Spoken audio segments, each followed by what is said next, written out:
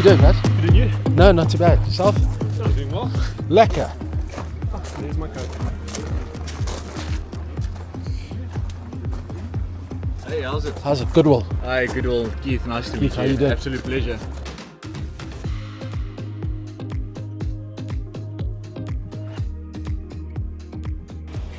And kind of, how are you balancing work and elite athlete? Sometimes it's hard, sometimes it's not. Yeah, like having a good schedule. Like luckily Keith and them, we have a swimming schedule. So I just plan the work around the swimming schedule. At my current work, I just have to work like 40 hours a week, or sort of. So wherever training is, I just fit like work in around that. And it's not really ever clashed. Like maybe there's been once or twice in the past like year where I've messaged Keith and I'm like, I don't think I'm going to make training now, or I'm going to be late for training. But you know, it gets hard because you're like busy the whole time. So it's like 2 hours training in the morning, then 8 hours of work, and then another like hour to 2 hours of like gym or extra training or whatever.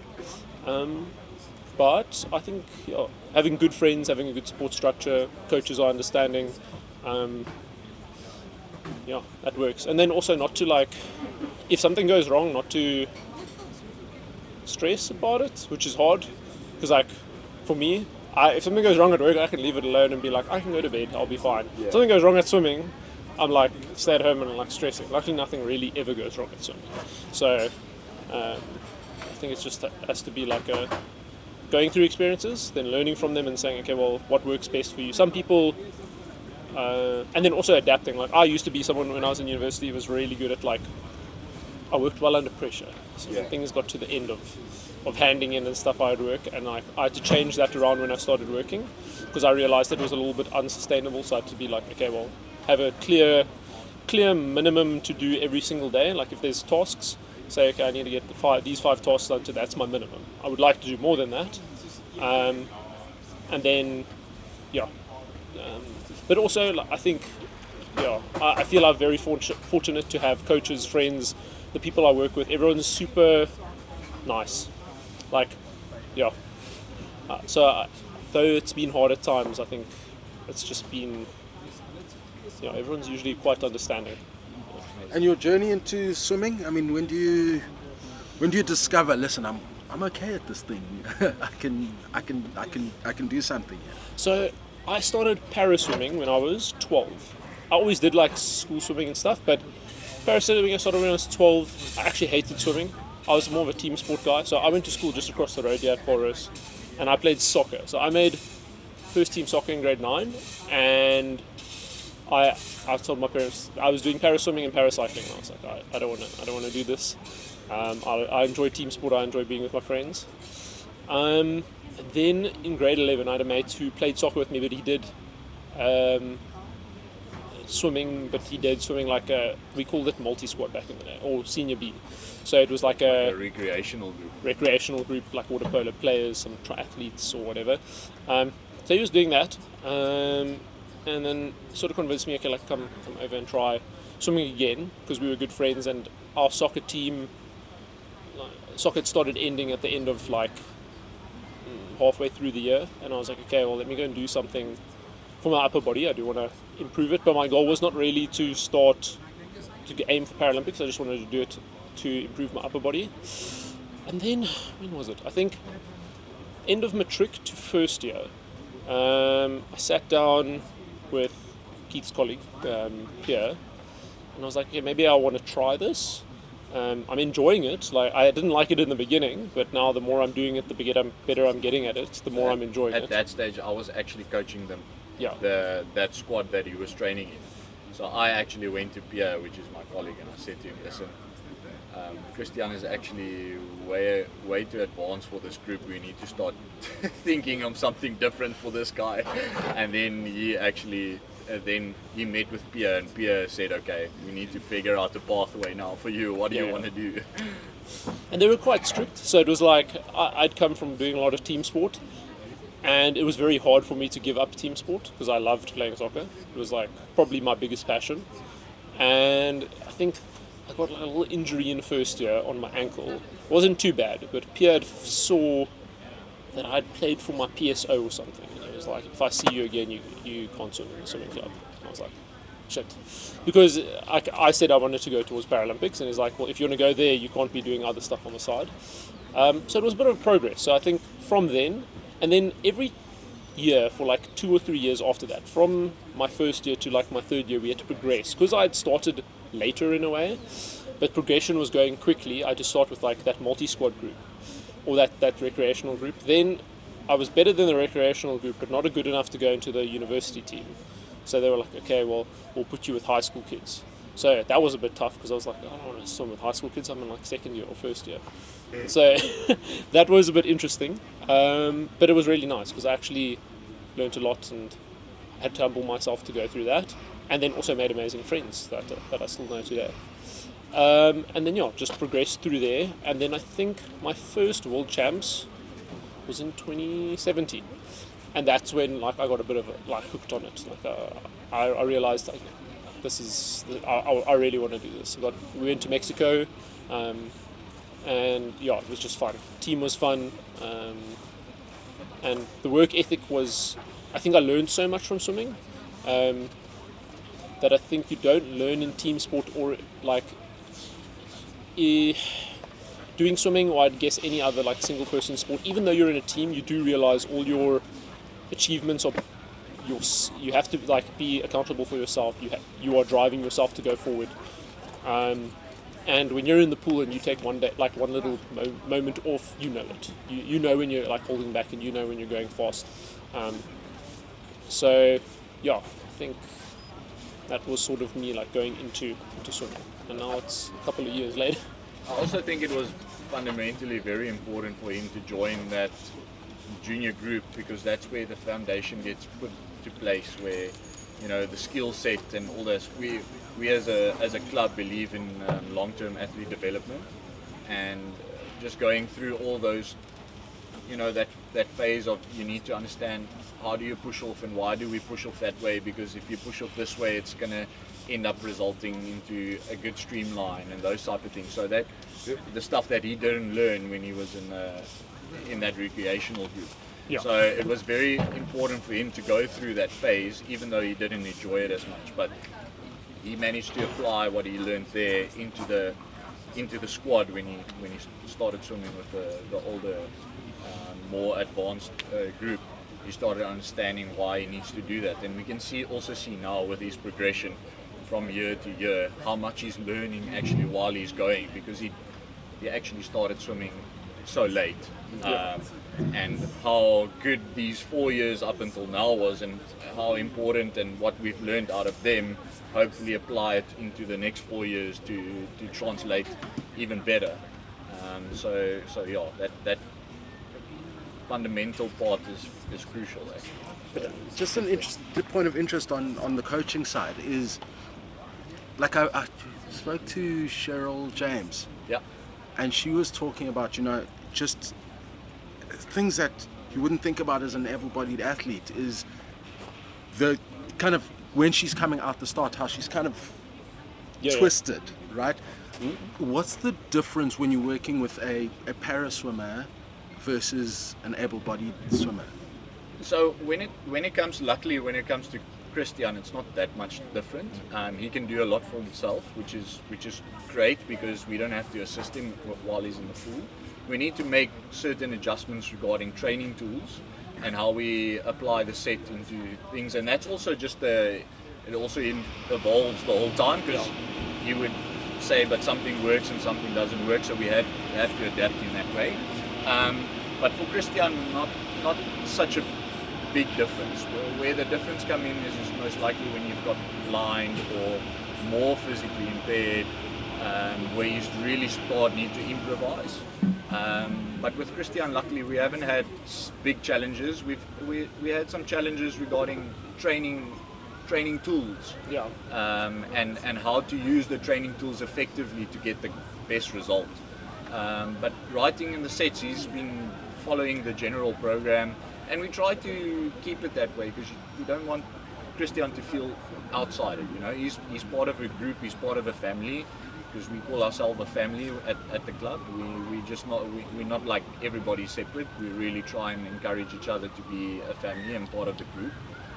So the group has taken him as a person, and we try to just apply the general rule of thumb with everything that he does. Yes, with certain adaptations. If we're doing 200s for that day, then he will do 150s or 75 or whatever the case may be. So there is certain things, but the training tools is more the thing that limited us, that we had to try and adapt and figure out the way to go. Yeah, so I think for me, I've done quite a bit of rugby coaching in my life, and for me it's not going para's different. It's when I face, as a coach, when I face something I've never seen. So you go, if you look at cricket and you go, I've coached batsmen who are all right-handers, and a left-hander comes and you go, I've actually never seen a ball from that angle, because it's the same. Even when we watch para sports, for me the intrigue is like, there's the one dude who swims with no arms and no legs. Oh yeah, and that Chinese guy. I wouldn't know where to start, because I know like the physiology behind swimming. Yeah. And he doesn't fit that. And just how you apply your mind, like you talk about the tools, and I go, obviously there's certain tools that you wouldn't think of, and maybe through your progression, there must be quite a lot of learning that you're also experiencing. 100%. And if you generally look at parasport, they normally peak at a much later stage in their life compared to able-bodied sports. Just because I think, because of that reason as well, is that you have to think and you get to learn the athlete, and when you start understanding and what the needs are and how you can adapt so that you can get the best result, that's the time that they actually start performing, and that sometimes take years in order to achieve that. It's not just okay, this is the rule, if you don't have one leg, this is what we do, because every single person is different. Yeah. So I think it's like the more experience they can get, it's like with swimming, they have so many experience with so many able-bodied athletes that you can sort of like create not a formula, but like a blueprint. Yeah, a blueprint of how to move forward. And I think, with para athletes, I guess if you have a lot of people, amputees with like below the leg amputees, you might learn how to do that like well, but usually para swimmers don't come in many shapes, different shapes and forms. And even like looking at myself compared to, there's another SA swimmer, Kabelo Zwane. So we have similar disabilities, on paper the same disability, but I had an operation when I was super young to straighten these bones out in my arm, whereas he didn't. So his arms are a lot more like this, and mine are a lot more straight out. So we're in different classes, but that also then impacts the amount of swimming or distance he can do, not effort, because we can usually exert the same effort, but that effort doesn't translate into distance. So like Keith was saying, with like, even if we do hundreds, so if we're doing a few hundreds, I'll keep up.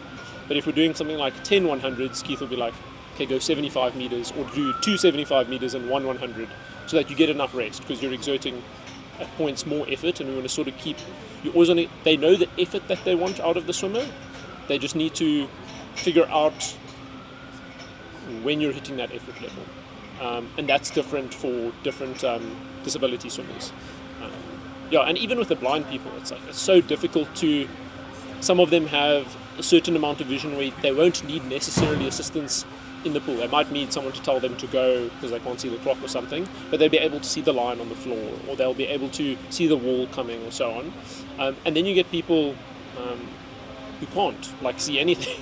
So they'll. I think that Corin and them had a previous blind swimmer that they worked with, and I think he wore at a stage he had an earpiece in, so they would tell him turn.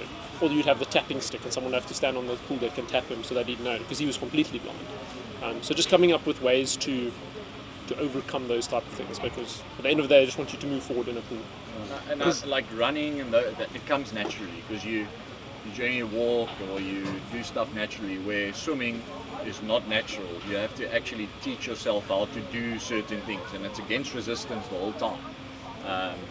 So trying to, when it's natural and when it's not natural, it's very important to make sure that you try and guide the swimmer in a certain way, but also try adapt as a coach, because like you said, the blueprint is there, and you need to sometimes follow the blueprint in order to achieve a certain result.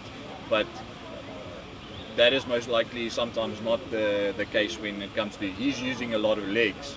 You know, legs is oxygen because it's the big muscle groups.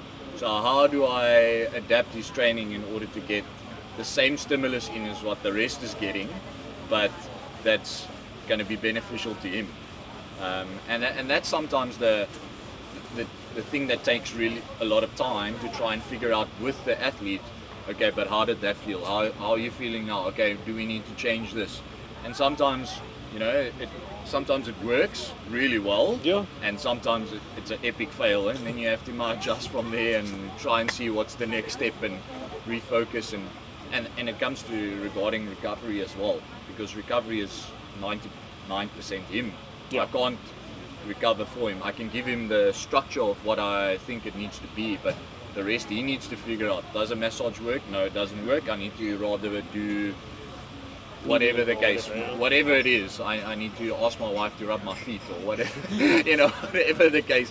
But that it's swimming and other sports are so different, and that's why we see sometimes a lot of swimmers and para-swimmers that, because it's such hard work and it takes so long in order to get to a certain result. And sometimes they just get impatient. It's a bit of a psychotic sport though, eh? Yeah, it is. It's a little bit. We train, I feel like besides triathlon, triathlon is probably the hardest sport, I would guess, because they have to train like 3 times a day, 3 different disciplines. They have to try be close to like Olympic level in all 3. But swimming is where we train a lot for very little. It's like we'll train 3 to 4 Ks a day minimum to swim 50 meters. So whereas with the other sport, I think the translation is usually a lot less. Yeah, so I used to do rowing at school, and it's also quite similar, where you just slog it out and out and out, and then all to try and do this thing once, as quick as possible. You know, it's ridiculous. But we also had there was a massive respect between rowers and swimmers. Yeah. Because, you know, not to put other sports down, but there's certain sports where there's only a certain fatigue. So it's like, this is a leg sport, this is an arm sport, and you go, no, I'm going to use my whole body, and at any time one of those things could let me down. And I just got to fight through the pain, and so be it. But anyway, how's the Olympics for you? It was really awesome. I enjoyed it. I think second time was a lot nicer, a lot less stressful. I think like first time in Tokyo I was a little bit like, you know, first time going, don't know what's going to happen, don't know what to do. COVID. Second time, amazing. I think because I'd been with our team, like Keith, myself, Keith went, the whole team, even the juniors had been on 2 or 3 tours with us already. It was just amazing. I think everyone got along pretty well. We were so fortunate. I think we had like a training camp in Montpellier for 2 or 3 weeks, and that was amazing. To like, I told the work, I'll be back. I'm taking off unpaid leave, and then to go away, go to like awesome facilities, experience new cultures. Sorry to cut you off though, but how awesome is that swimming that swimming pool in Montpellier? That place was awesome, and it's like, it was so nice. Like you walk down, it felt so like so many trees everywhere, and you walk away like a K or 2 to the pool. We get there, and they have that roof that opens at the top. Pool was amazing, people were super friendly, so I think we were just really privileged to go there and have such amazing hosts. And then also, for me at school, I love architecture. I think in Montpellier there was like a aqueduct that like dated back to like 600 BC or something, so going to check that out was pretty cool. So it was really cool. So I did a lot of running when I was in Montpellier, because same thing, you just like forget that you're running, your eyes up and you're like, that's an old building. You know, just cruising through like cobbled streets, and it didn't feel like a big, it did feel like a big city, but it wasn't like these huge towering buildings and stuff where you feel like, okay, I'm in this urban area. It was just like you're running through a park, then you're running next to this river, and then there's the swimming pool, and then so it was. And then you get to the arena in Paris, and it's like the total opposite. Yes. You're like, I am in a city. Yeah. But that was also what a facility, eh? Yeah, it was really, really nice. Having 2 awesome 50-meter pools there. The way that they set it up was pretty cool. Knowing that it was a rugby stadium, it was pretty cool because I think the Stormers played La Rochelle, which is their like stadium, the La Defense Arena. Then like looking at it and being like, oh shit, like 6 months ago, it looks completely different. It was like walled up and like 2 pools on either side with a curtain. I enjoyed it thoroughly. It was super nice and super special for me. I had family who came, and I have 2 friends who are working in Netherlands who flew over to come watch me. So it was super emotional and super special for me. And what was the village like? That was really nice. It was small, but not in a bad way. It was pretty easy to get to most places, or at least where we were living. Maybe if you were living like on one of the outer, we had a really good building. Yeah. Somehow Leon always gets amazing buildings for us. Were you in that one as you come in the main, like the bus entrance? Were you in the same one as where the team was at the Olympics? Yeah. There's the Kazakhstan. I think. Oh no, but they wouldn't be the same. I wonder if I think it was the same because they left it. So they had mentioned like they'd left some of their stuff in the office. Okay, that was super. Did they give you like cardboard beds? I heard about cardboard beds. Yeah, they do, but it's really not as bad as people say. Like, I think it's very hard to break one of those beds. I think setting up the mattresses is super important. I think the first 2 or 3 days we were there, everyone was like, "Oh, my back." But they have these configurations. There's like 3 pillows in the mattress, and then each side has a certain toughness or whatever. And then you go to this bed place, and then they're like, you lie on a bed, and they're like, okay, configure it like this for your back, which is pretty cool. It was nice. Like I had 6 other athletes.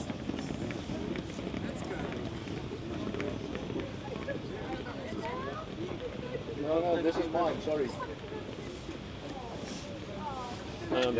But so it was nice being there. The athletes, also it was pretty cool because some of the guys I'd already stayed with from the previous Olympics, so it felt very natural just going into the same environment with them. My roommate was really nice. I think we get along really well, Nathan Hendricks. So I just think it felt like a holiday and a training camp, and it was just super fun. But I've tended to pick up you were talking earlier about family. The swimming fraternity does feel like family. Yeah. Like the guys tend to, like I was there for the Olympics, but the boys were quite tight and the girls were quite tight. Very good banter, and sometimes you find, especially when you're spending a long time together, and you're competitors. Yeah. You tend to feel a bit of friction, but you guys seem to be quite a good group. Yeah, I think, I'm not sure about the Olympians, but they do seem very tight. For the para guys, I think myself, Kat and Alani, who I'd say are the seniors, Alani and I have been on tours together since 2017, and we were training partners at Marty's for a while. Kat and I have been on 4 or 5 tours together now. And then the rest, Nathan and Danica, they've also been on 3 or 4 tours with us. So, and everyone's super easy. I think we've just been super blessed to have people who aren't very hard to deal with. And also I think everyone, because we've been on so many tours together, you learn each other's spaces. So if I need space, I know, okay, I'm going to go back to, if the group wants to do this now and I don't feel like it, that's fine. I can go back to the room, I can chill, I can go speak to my wife on WhatsApp or whatever, or so on. And I think everyone manages themselves quite well. I mean, there are times I can't even say there was a big time where we got in each other's hair much, but everyone usually manages themselves really well. Cool. And then going forward, what's next on the cards, competition-wise? We got, so 4-year plan is this year's World Champs in September, end of September. Then next year we got Commonwealth, and then again World Champs the year after that, 2027. Then 2028 again, will be Paralympics. So what's nice is like one big competition each year. In swimming, it usually works out. We're going into a competition in 3 weeks, which is called Senior Nationals. That's where able-bodied and para swimmers go to qualify for whatever international competition there is and get chosen for teams. Then about 6 months later, everyone goes and competes internationally, usually around the same time. So it works out quite well with our squad that we have. Yeah, it's like everyone goes into one thing, then you come out, and then everyone's already going into the next stage of like either preparing for international competition, or it usually corresponds with a local competition, our like short course championships in the country as well. So it works out quite well that we don't, that just our schedule matches with the world schedule. But yeah, looking forward to this year. It's interesting. I had like 1 or 2 races that were reintroduced. They were taken out for Paralympics, and now they've been reintroduced because of, I think, we have more people wanting to swim them again. So now getting back into doing 100 breaststroke was a little bit interesting, but it's been fun because it was one of my favorite strokes, and I enjoy doing all the strokes mostly. Maybe not backstroke, but I enjoy doing backstroke, just not outside, which is where we swim usually.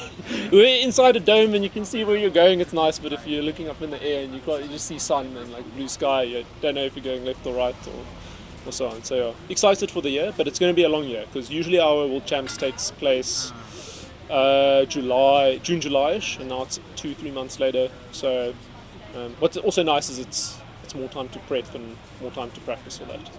But I mean, you hit a couple of PBs over the Olympic period. So now, just over to you then, keep with that. So we've obviously built up over the 4 years, and it's a new cycle. So do we start with the PBs as this is where we're at, or do we go into sort of hard load? What's kind of the phasing to get us to the PBs again at LA? Yeah, so we're definitely not going to make it off if it's not a big thing, but we're going for gold in Commonwealth Games. Yeah. There's no doubt about it. We're all in for that, and we're going to make sure that we finish that full collection because he's already got a silver and a bronze, and we're going to make sure that we get gold this time around. Yeah. We're definitely trying to put a big focus on LA. I think he's got really great opportunities. But for now, we took some time off after the Paralympics. And we're slowly but surely just rebuilding and getting ourselves back in there. We managed to focus a little bit on technique, so we gave every stroke a little bit of a focus.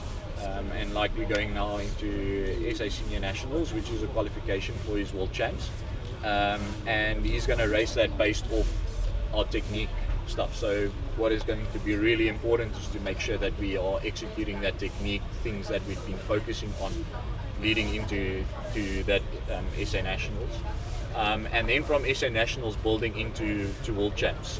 They call this World Champs the softer World Champs because we don't, when they're racing, they don't have to qualify or swim for allocated slots, where able body is slightly different. If you make the qualifying time, you go. Where with para, you have to make sure that you're in the top 8, swim in the finals, create a percentage, and out of that percentage, slots gets allocated towards Paralympics. So it's a much difficult and vigorous system for them to go through. But this World Champs will give us an indication of, okay, where are we and what do we still need to do in order to change things up to make sure that we're ready for Commonwealth and get that gold medal. And then from Commonwealth, build for the next 2 years, get the allocated slots that we need to, and then make sure that we finish in LA with even more PBs and hopefully just converting those 4th and 5th places, that we've been achieving, and not taking away that he swam PBs. I mean, he at an international stage and a big event like that.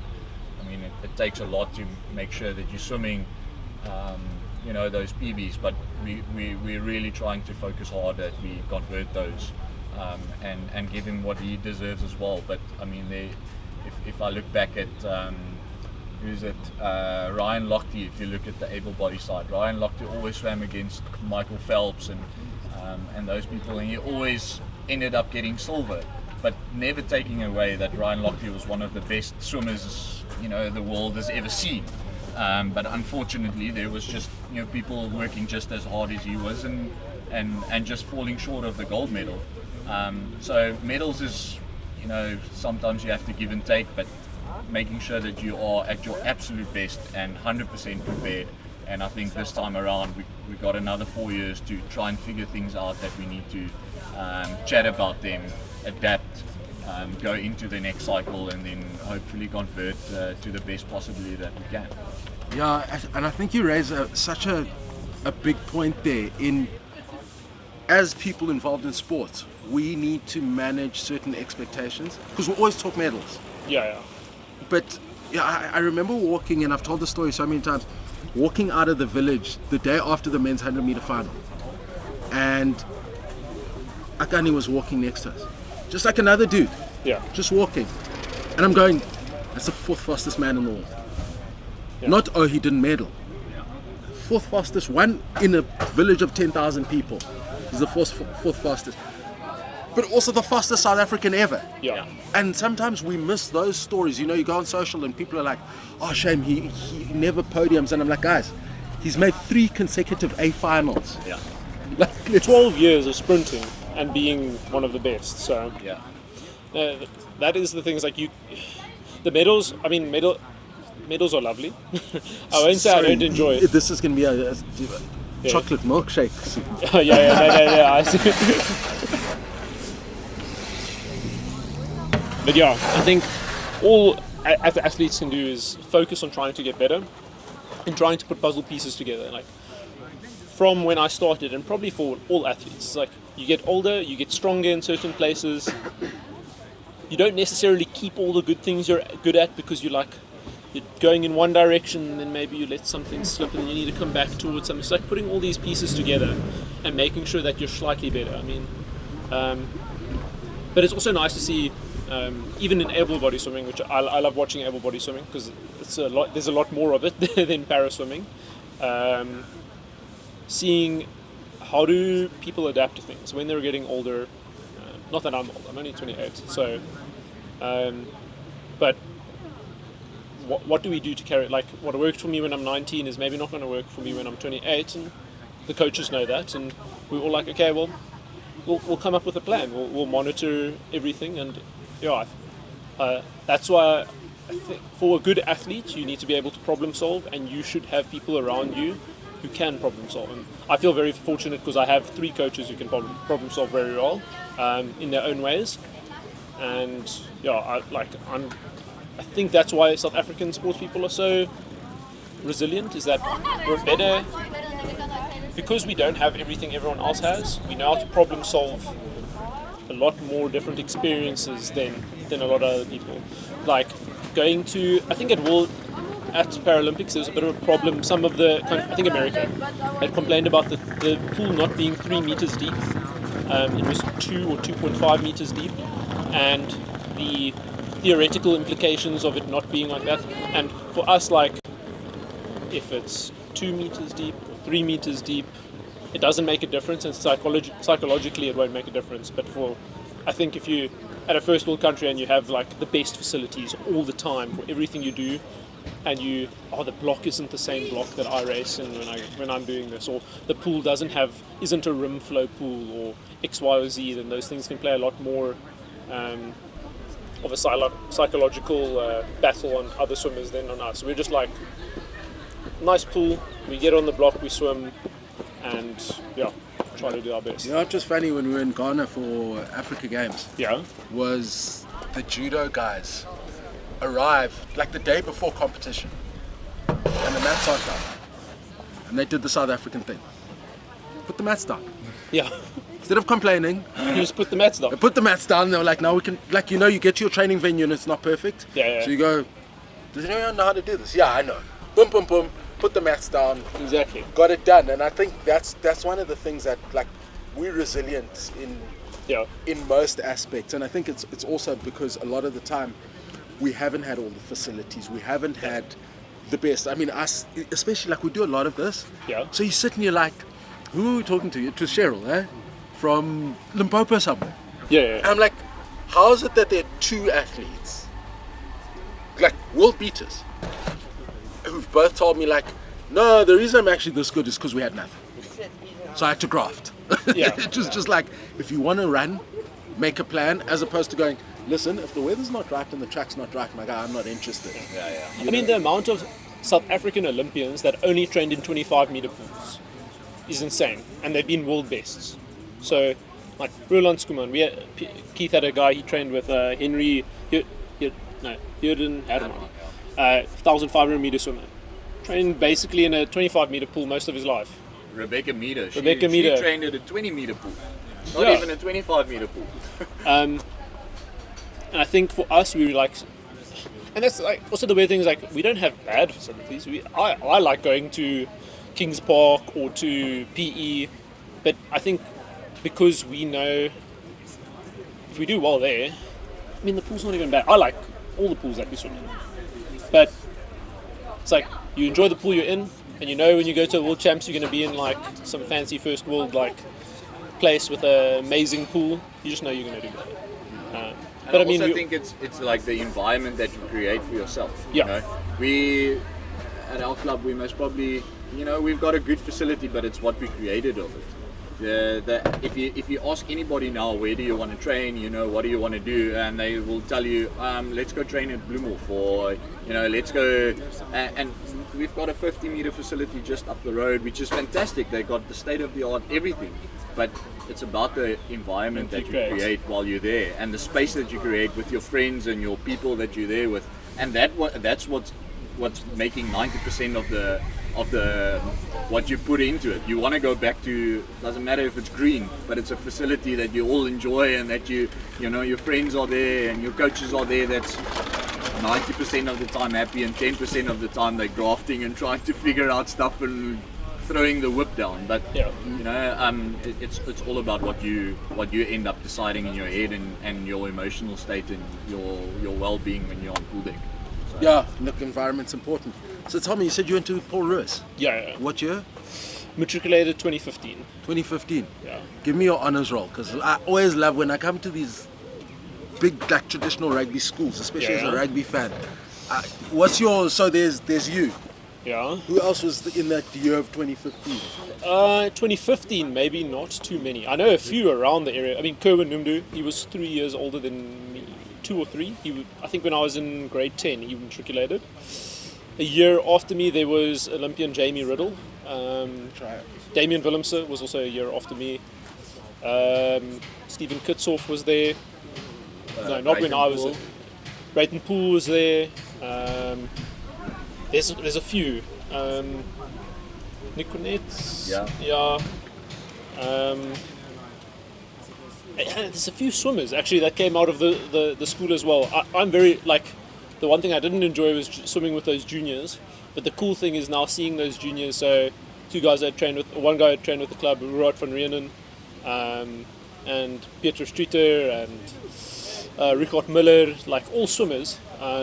When I was at the school, swimming was maybe not as big. We always had good swimmers because they all swam for the club, because swimming is more of a club sport than a school sport, at least in the Western Cape. I think in Durban it's maybe a little bit bigger.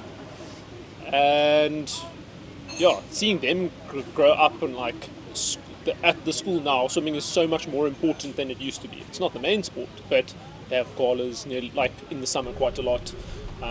They want Super Sport twice in the week, so it's like it's something that makes me proud. Like I can go and I can support. I train with the boys who swim for the school, so that's also really awesome. Other big names we had, not sure actually. There's probably many that I'm busy missing, so I feel a little bit bad. No.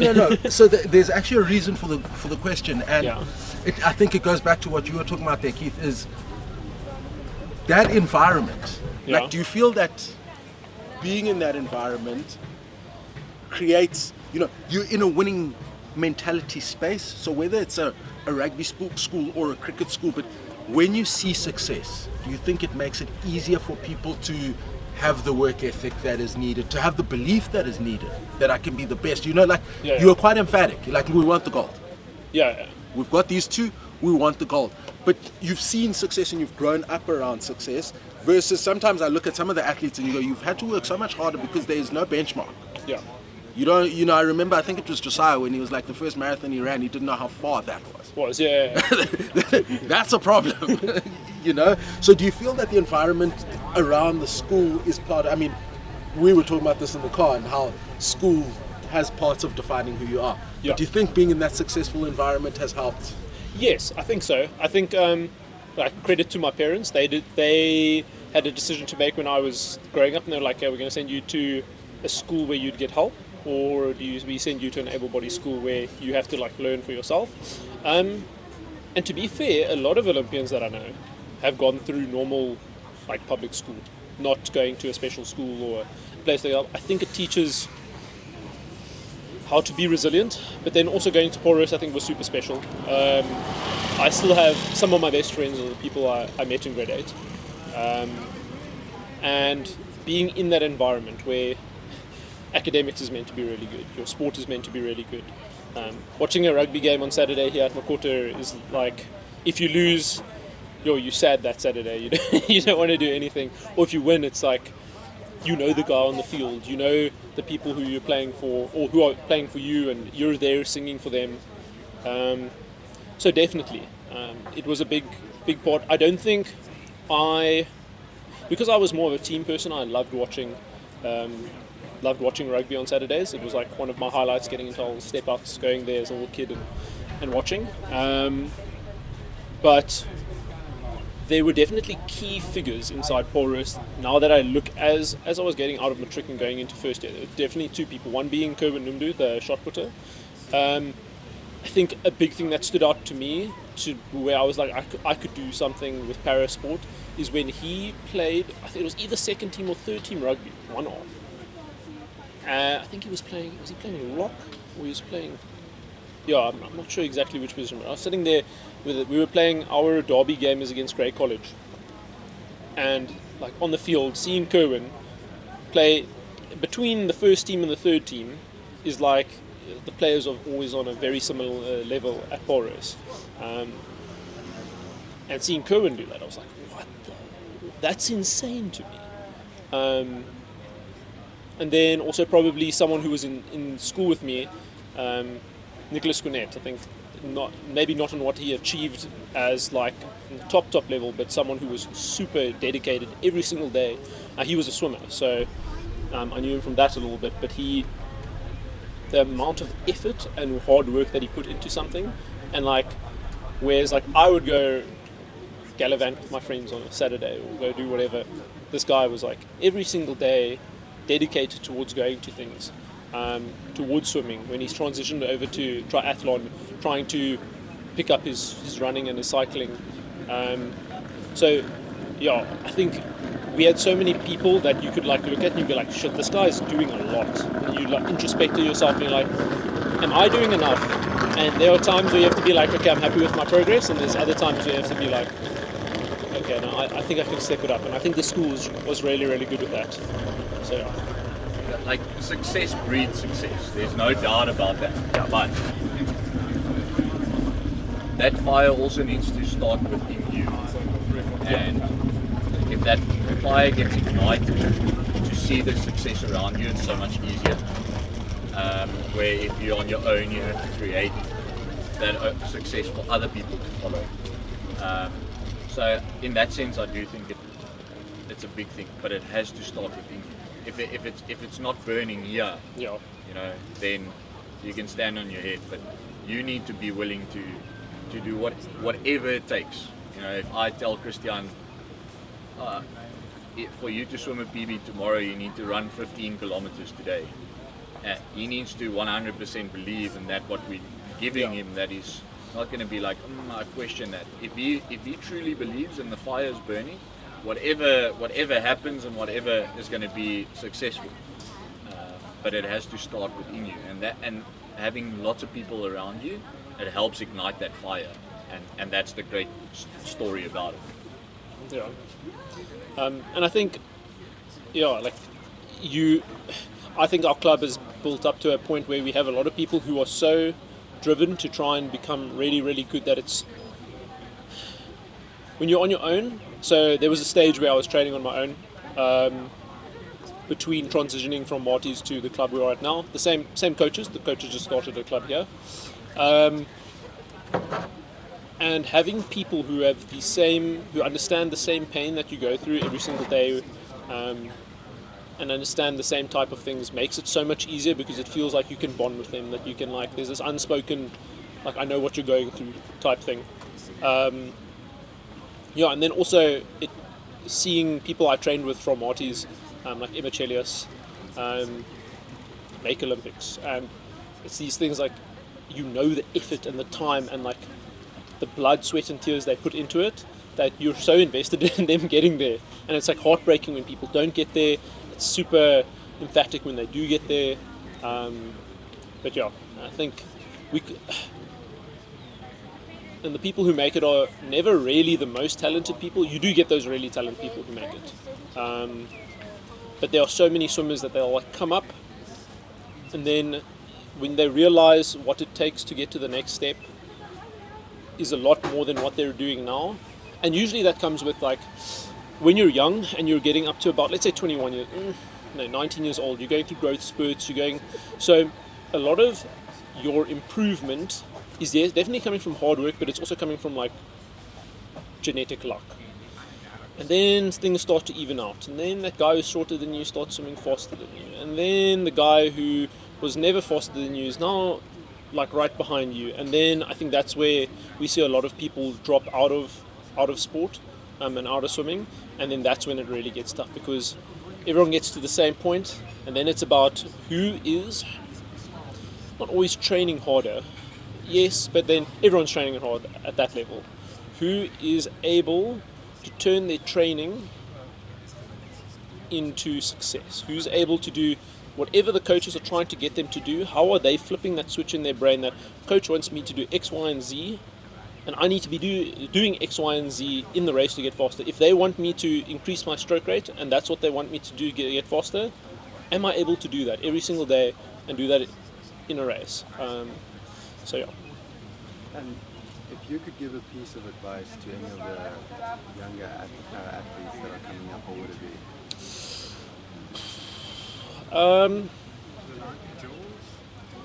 It'd probably be, I don't know. Let me think, because it's not so easy, because I think everyone goes through. I've been with a lot of younger para-athletes who have come to our club and so on, and it's very easy for people to look at where you are and be like, oh, you're there, why am I not there? And I think probably para-athletes have to be super driven to try and get to the place they want to get to. I was super fortunate to have 3 coaches who took me super seriously, who had experience getting people to the Paralympics. So I believed in the place that I was at, and I knew these people could take me to the top. And that's probably what I would say a para-athlete must do, is that they need to be super self-critical with themselves, and if they want to achieve this goal, they need to set out you don't need to, so I think you never need to reach for the ceiling the whole time, you need to raise the floor. So they just need to raise their floor every day or every week, just by a little bit. You're not always going to hit your ceiling every single day. You just need to say, this is the bare minimum I need to do, and you need to take little steps. Because it's not about being, on Tuesday I'm swimming super fast, and then Wednesday I'm not feeling well.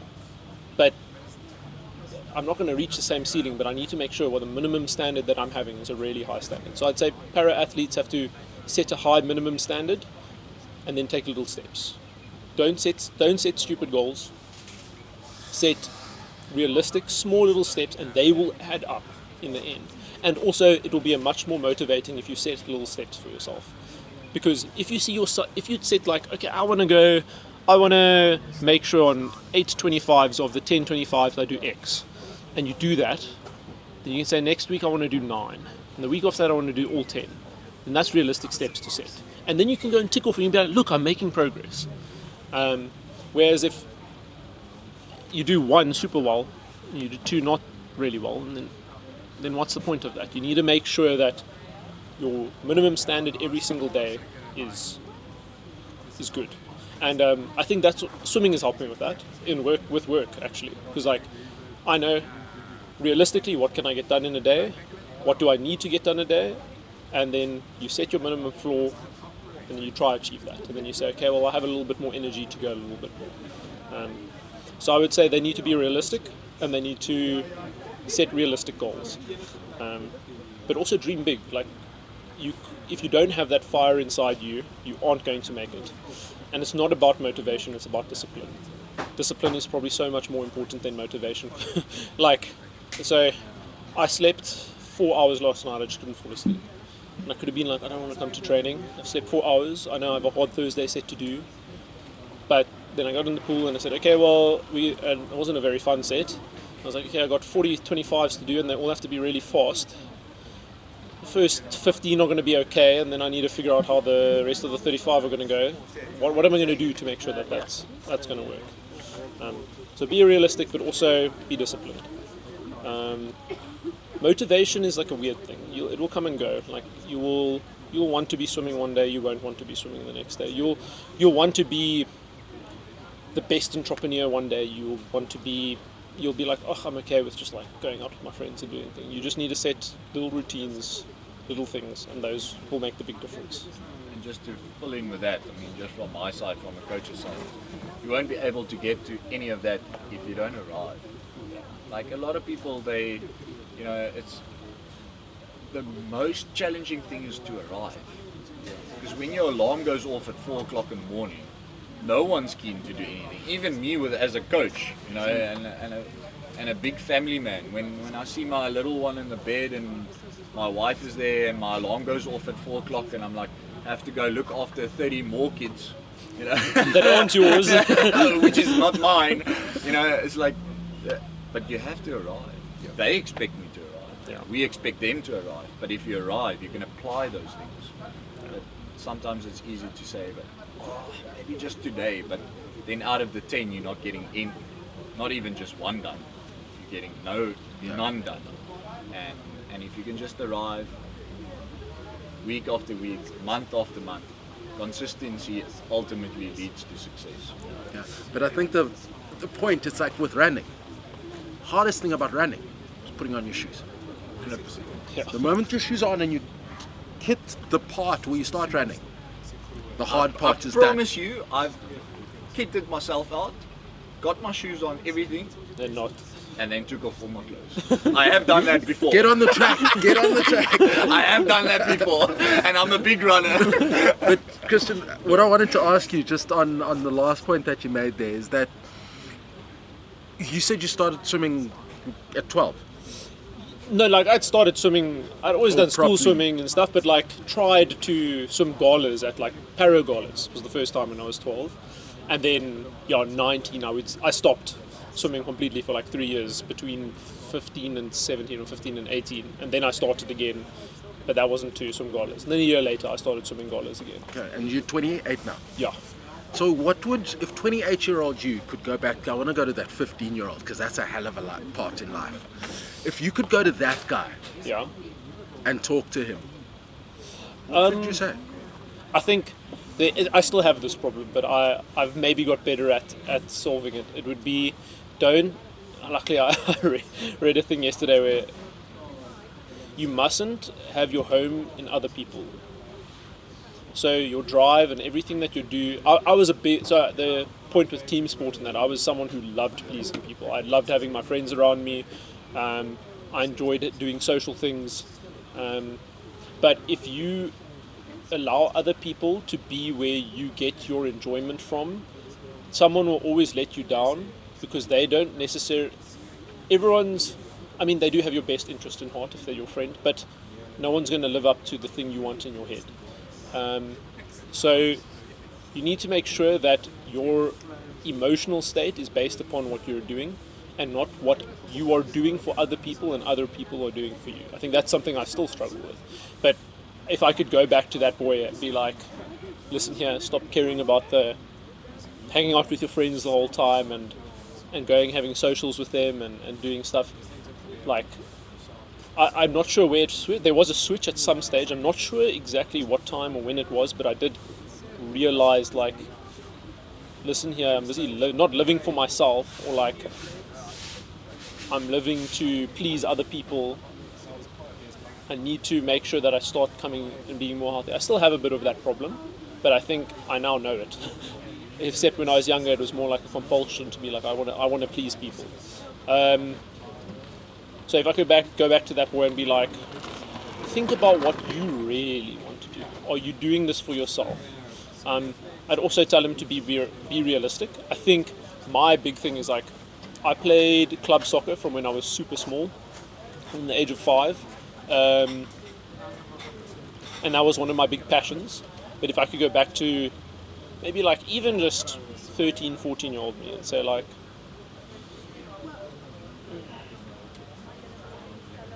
don't give up swimming. Just carry on for a little bit, because you're going to stop swimming, or you're going to stop soccer in matric, and then what are you going to have? I think I could have been a little bit further on now, and yeah, I think I don't know if I would want to change a lot. Like, I felt like I learned a lot, and I don't know if I would learn the same things. Because I felt like I'd maybe got on like a downward spiral and then started swimming, I could learn a lot from it. Whereas maybe if you're so engrossed into one thing at a young age, you take for granted what you have, and you're not understanding the lessons that the coaches are trying to teach you in the pool, which I think I learned a lot better coming out of school or later in life.